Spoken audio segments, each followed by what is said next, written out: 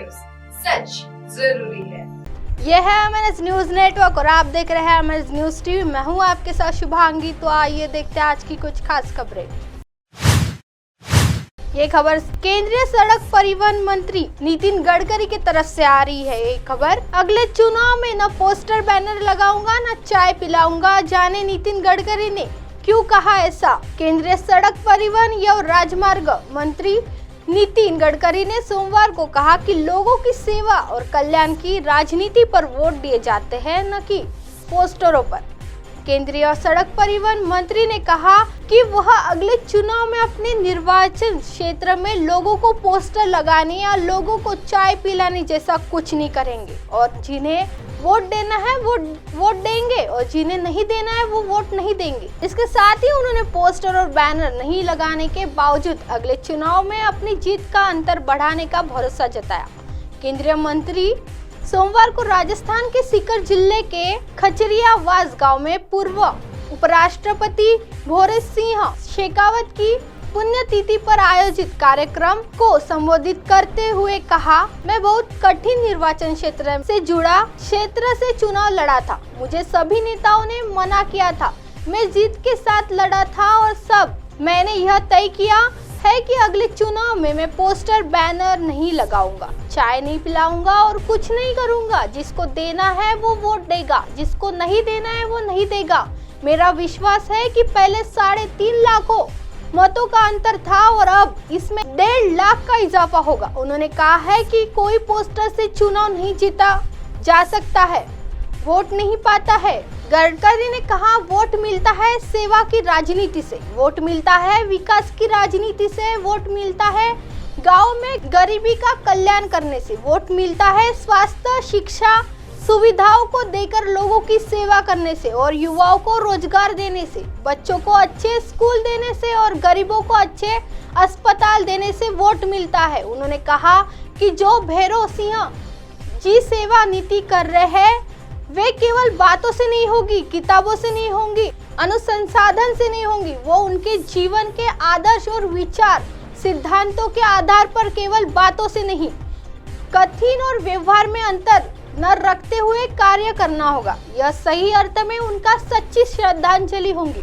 उन्होंने कहा है कि आज प्रधानमंत्री नरेंद्र मोदी के नेतृत्व में समय के साथ परिस्थितियां बदलनी है। किसान अन्नदाता बने हैं, बाद में किसान उजाड़ दाता बने हैं और बायोमास के कोलतार बनाया जा रहा है। आइए बढ़ते अगली खबर की तरफ। नंदबई और लवान के आयुर्वेद औषधालय ब्लॉक चिकित्सालय में क्रमोन्नत सीएम गहलोत ने दी मंजूरी। प्रदेश में निगरोही राजस्थान की संकल्पना में आयुर्वेद की महत्वपूर्ण भूमिका है।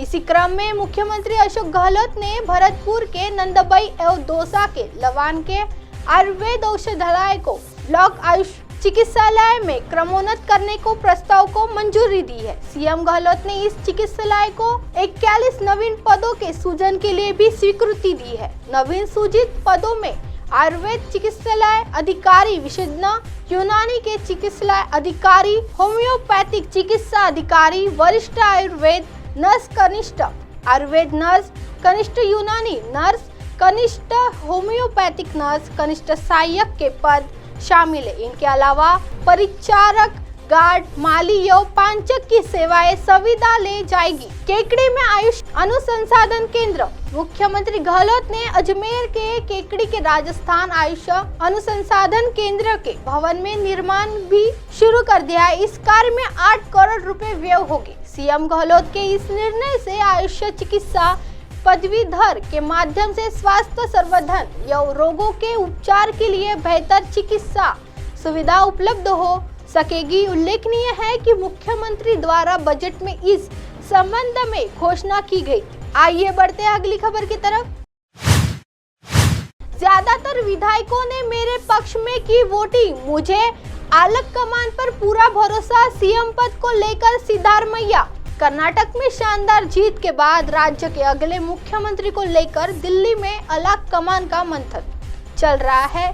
सोमवार को कांग्रेस अध्यक्ष मल्लिकार्जुन खड़गे के आवास पर कर्नाटक के लिए केंद्रीय पर्यवेक्षकों के अपनी रिपोर्ट सौंप दी है।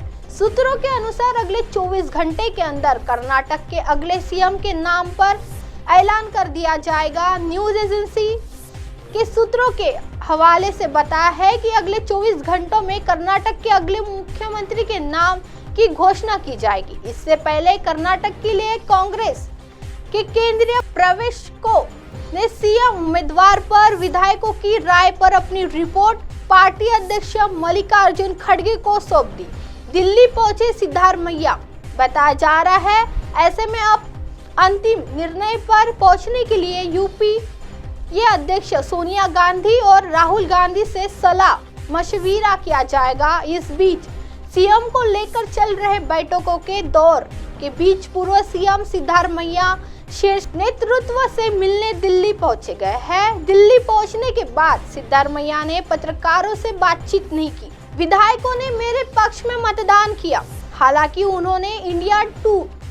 उन्होंने बातचीत में इसका दावा किया है कि अधिकांश विधायकों ने उनके पक्ष में मतदान किया है। सिद्धारमैया ने अपने बयान में कहा है, मुझे पता है कि अधिकांश विधायकों ने मेरे पक्ष में मतदान किया है। मुझे अलग कमान पर पूरा भरोसा है। बता दें कि कर्नाटक में कांग्रेस के दो दिग्गज राज्य कांग्रेस अध्यक्ष डीके शिवकुमार और सिद्धारमैया सीएम के रेस में है। हालांकि अलग कमान किसके साथ जाएगा, इसके लिए एक दिन का इंतजार करना होगा।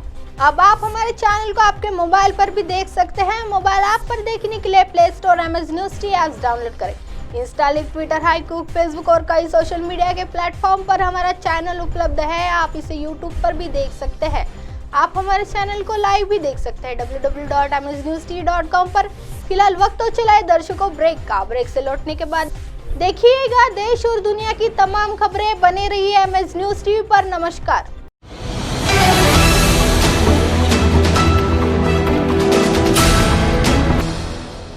ये है MNS न्यूज नेटवर्क और आप देख रहे हैं MNS न्यूज।